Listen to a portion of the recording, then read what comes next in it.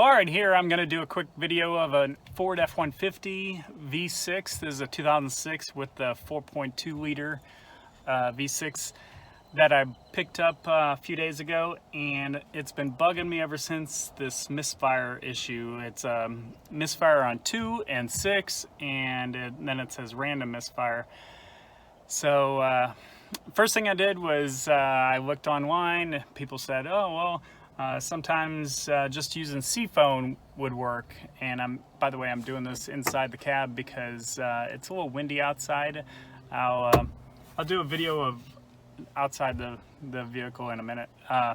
Anyway, so I tried C-foam, that didn't do anything, and it's really weird.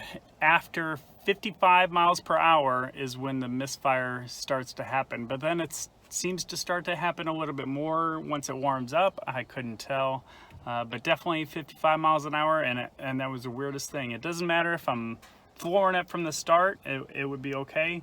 Once I reached that speed, it seemed like it started misfiring. So here goes. I'll tell you what I did inside under the hood. And before I get too far into this, I want to share the scripture of the day. It is from Nahum 1:7. This is a New Living Translation. The Lord is good, a strong refuge when trouble comes. And I've been in trouble today.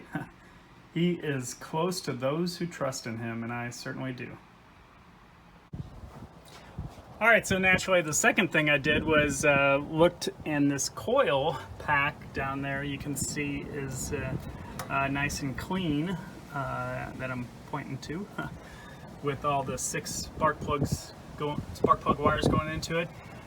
I replaced that. I pulled it out, inspected it. It didn't look bad, but I went ahead and replaced it because 2 and 6 are actually from the same pack. Actually, I'll go get the other one.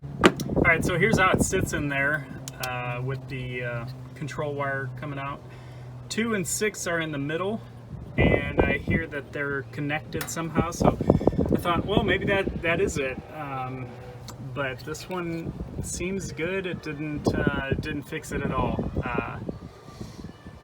So then, after doing some research, I had somebody else say that they took these off and just cleaned inside of them. So I just got a spray can of air, pulled these off, cleaned them all. But in the meantime, and before I did that, I disconnected the negative on the battery. And while doing that, I noticed this wire, which I don't know what it goes to. I don't know if you can see it. It goes down here. Looks like it connects to the alternator there. This wire actually broke loose from there, and it must have been really loose before, because I mean it just pulled right off. So I was able to crimp it down underneath here. So in the process of either disconnecting the battery, cleaning those, or reconnecting that, now it runs fine. I'll show you. All right, here we are back in the cab. Fire's right up. No check engine light. And it's running very smooth. You can tell that no misfires for sure. Get this out of here, close it up, and I'll do a quick walk around. Not sure if you can hear me or not.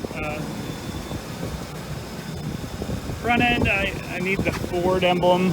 I like to replace those before I sell it. But I'm going to use this because the reason I bought this, I'm helping somebody move, and look at the long cab on that. I mean, that's, I don't know, what is it? 10 foot? 1, 2, 3, 4, 5. At least 8. But it's the long bed, has a bed liner. I don't care if it's a little extended cab, so it has the let's see if this side's even open. Yeah, these things has this little door to store things in the back, but it's only a 3-person vehicle, obviously. at it. I got some paint work to do in the back. Tires in great shape. And I need a new seat. And I'll find that at the pull apart. Alright, well there you have it. No check engine light. This has 107,000 miles, and next thing on my list is to fix the radio, and I actually have a radio out of a Lincoln Aviator. Just the knob didn't work very well, so I had replaced that, but I still have it. So, and it's driving well. AC works in this. I am happy.